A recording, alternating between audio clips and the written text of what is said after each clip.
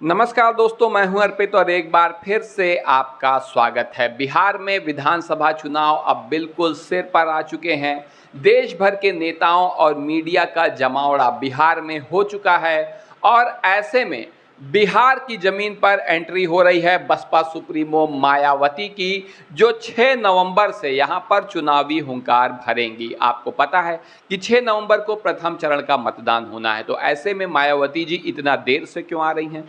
इसके पीछे वजह यह है कि बसपा के प्रभाव वाली जो सीटें हैं वो दूसरे चरण में हैं। यही वजह है कि मायावती जी यहाँ देर से आ रही हैं और आज के इस वीडियो में हम आपको बताएंगे वो कौन सी सीटें हैं बिहार की जहां पर बसपा मजबूत है, चुनाव जीतने की स्थिति में है, और एक वो सीट भी बताएंगे जहां बसपा की जीत लगभग तय है, बस चुनाव होना बाकी है। तो कौन है वो सीट? ये सीट है रामगढ़ विधानसभा। यहाँ पर न केवल बसपा मजबूत है बल्कि उसके प्रत्याशी सतीश यादव भी दमदार हैं। ऐसे में यहाँ पर बसपा बहुत ही मजबूत स्थिति में है और चुनाव जीत सकती है। आप देख सकते हैं सतीश यादव आपके स्क्रीन पर, इन्हें बसपा से टिकट दिया गया और क्षेत्र में ये लगातार मौजूद हैं। घर घर लोगों के जाना आना है, उठना बैठना है, संपर्क है। और 2020 में पहले हम बताएंगे कि यहाँ बसपा कितनी मजबूत है, उसके बाद प्रत्याशी के बारे में बात करेंगे। अगर आप 2020 का विधानसभा चुनाव देखिए तो यहाँ पर सुधाकर सिंह उम्मीदवार थे आरजेडी के रामगढ़ विधानसभा में और 58,083 वोट पाए थे, चुनाव जीते थे। दूसरे नंबर पर अंबिका सिंह बीएसपी के थे जो 57,894 वोट पाए थे, यानी कि 200 वोटों से भी कम के फासले से यहाँ पर आरजेडी उम्मीदवार जीत गया था। बहुत मामूली अंतर से बसपा की हार हुई थी, दूसरे नंबर पर गई थी।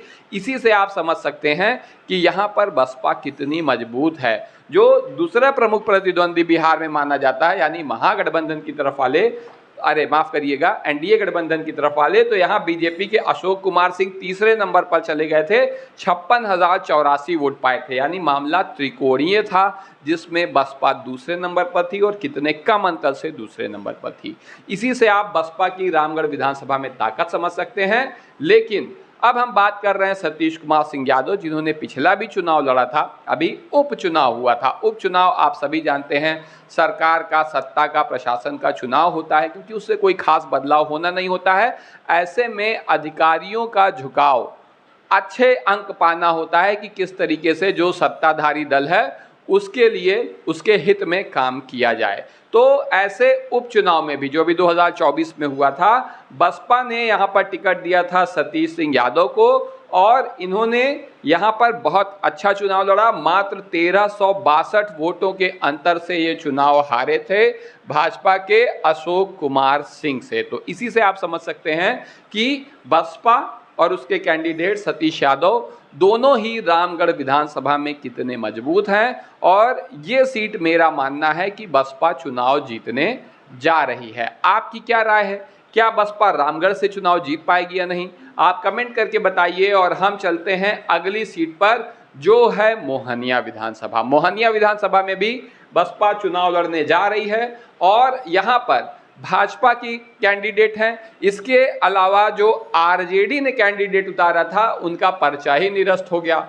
ऐसे में निर्दलीय उम्मीदवार को अपना चुनाव चिन्ह दिया है तेजस्वी यादव ने, आरजेडी ने, लेकिन इन्हें चुनाव चिन्ह नहीं मिल पाएगा, केवल समर्थन मिल पाएगा। बाकी इन्हें जो भी चुनाव चिन्ह आवंटित हुआ था निर्दलीय प्रत्याशी के रूप में, उसी पर इन्हें चुनाव लड़ना होगा। तो ऐसे में बसपा को भी और भाजपा को भी, दोनों को ही लाभ मिलेगा, क्योंकि सब लोगों तक ये बात नहीं पहुंच पाती है कि किस चुनाव चिन्ह में जाकर वोट देना है, क्योंकि लालटेन तो यहाँ पर लड़ ही नहीं रही है, उसका पर्चा निरस्त हो गया है। ऐसे में यहाँ पर आप देख सकते हैं बसपा के प्रत्याशी हैं ओम प्रकाश दीवाना, जो कि गायक हैं, अभिनेता भी हैं, और अब ये चुनाव लड़ने जा रहे हैं बसपा के टिकट पर मोहनिया विधानसभा से। युवा हैं, क्षेत्र में मेहनत कर रहे हैं। आप इनको देख सकते हैं कि पिछली बार 2020 में इसी सीट पर मोहनिया में जो चुनाव हुआ था, वहां पर क्या हुआ था। मोहनिया विधानसभा चुनाव 2020 में आप देखिए तो संगीता कुमारी आरजेडी की जीती थी, 61,235 वोट हासिल किए थे इन्होंने। निरंजन राम बीजेपी के दूसरे नंबर पर आए थे, 49,181। और आरएलएसपी जिसका गठबंधन था बसपा से, उसने चुनाव लड़ा था, उसकी प्रत्याशी थी सुमन देवी, तीसरे नंबर पर थी, 39,855 वोट हासिल किए थे। तो ऐसे में अब बसपा इस बार खुद इस सीट पर उतर रही है और यहाँ पर हम ये नहीं कहेंगे कि रामगढ़ की तरह बसपा जीतने ही जा रही है, लेकिन यहाँ पर फाइट में है और बसपा के जो कैंडिडेट हैं ओम प्रकाश दीवाना, ये अच्छा चुनाव लड़ रहे हैं, मेहनत कर रहे हैं, क्षेत्र में लगातार मौजूद हैं, बसपा का भी यहाँ पर समर्थन है। तो ऐसे में जोरदार फाइट होगी, बसपा जीत भी सकती है, नहीं भी जीत सकती है। आपकी क्या राय है, मोहनिया में किसकी जीत होगी, कमेंट करके बताइए। हम अगली विधानसभा देखते हैं और विकास सिंह जो है, लल्लू पटेल है, बसपा प्रत्याशी हैं भभुआ विधानसभा में, यहाँ भी आपको जोरदार टक्कर देखने को मिलेगी। करगहर में आप देख सकते हैं, करगहर में बड़ी ही अच्छी स्थिति है, रोचक स्थिति है। यहाँ पर भी बीएसपी चुनाव लड़ी थी 2020 में और उदय प्रताप सिंह यहाँ पर 47,321 वोट बसपा कैंडिडेट के रूप में पाए थे। संतोष कुमार मिश्रा कांग्रेस से जीते थे, 59,763 वोट और वशिष्ठ सिंह जेडीयू के 55,680 वोट के साथ दूसरे नंबर पर थे। तो यहाँ पर भी त्रिकोणीय मामला था और बसपा यहाँ पर भी इस बार अपनी पूरी ताकत लगा देगी इस चुनाव को जीतने के लिए। तो क्या करगहर में होगा, आपकी जो भी राय हो यहाँ भी कमेंट करके बताइए।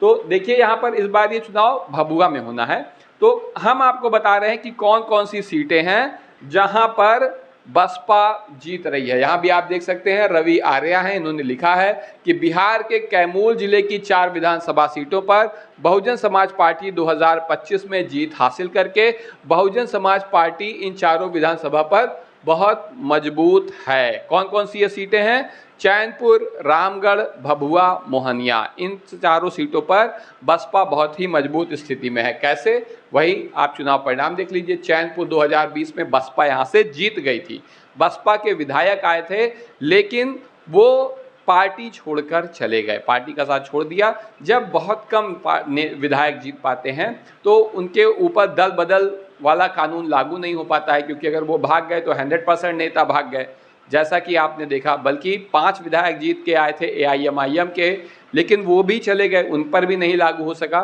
तो यहाँ पर चैनपुर के विधायक तो आसानी से चले गए। यहाँ पर बसपा ने 95,245 वोट हासिल किया था, जबकि बीजेपी को मात्र 70,951 वोट ही मिला था। तो बसपा को ज़बरदस्त बढ़त है, चैनपुर में दमदार है यहाँ पर बसपा। रामगढ़ में आप 2020 का रिजल्ट देखिए तो आरजेडी को 58,000 वोट मिला था, बसपा को 57,894 वोट मिला था, 200 से भी कम अंतर था, इसके बारे में हमने आपको बताया ही।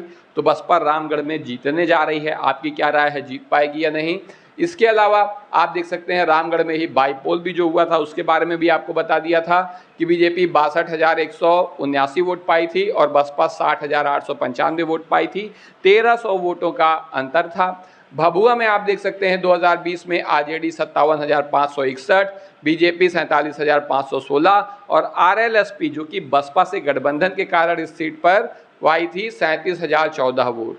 तो यहाँ पर अब बसपा खुद लड़ने जा रही है। आगे आप देख सकते हैं 2015 की बात हम नहीं करेंगे, इतनी पुरानी बात नहीं करेंगे। तो ये वो सीटें हैं जहां पर बसपा चुनाव जीत सकती है। आपकी क्या राय है, बसपा बिहार में कितनी सीट जीत पाएगी, कमेंट करके ज़रूर बताइए। साथ ही साथ आप बिहार का मुख्यमंत्री किसे देखना चाहते हैं, नीतीश कुमार को, तेजस्वी यादव को? अब यही 2 नाम प्रमुख बचे हैं, क्योंकि प्रशांत किशोर का मामला थोड़ा गड़बड़ है।